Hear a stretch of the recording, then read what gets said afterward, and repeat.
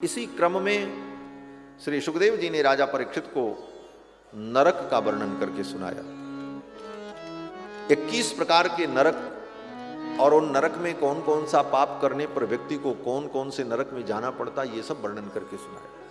सुन करके राजा परीक्षित डर गए, बोले महाराज पाप तो सबने किया और पाप के परिणाम स्वरूप नरक में जाना पड़ता है।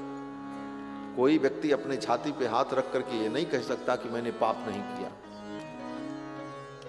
क्यों? बोले अपने आप से ज्यादा अपने आप को कौन जानता है। हर व्यक्ति अपने आप से पूछ ले तो पता चल जाएगा कि हमने कितना पाप किया। तो नरक तो जाना पड़ेगा।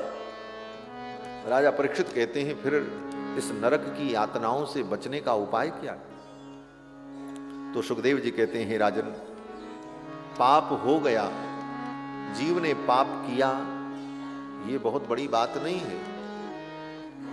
अपराध करना बहुत बड़ी बात नहीं है। जीव तो अनादिकाल से सृष्टि में अपराध और पाप करता ही रहा है। लेकिन मनुष्य जीवन में आकर के हम अपने अपराध को समझ करके सावधान हो जाएं, आगे अपराध न करें, ये जरूरी है।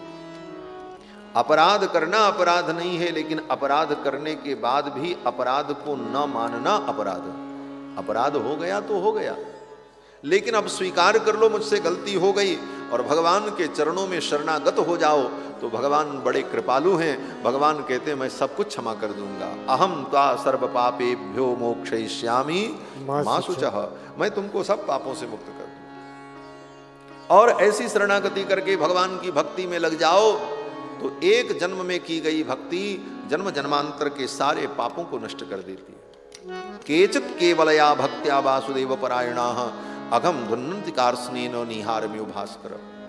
एक जन्म में की गई भक्ति जन्म जन्मांतर के सारे पापों को नष्ट कर देती है।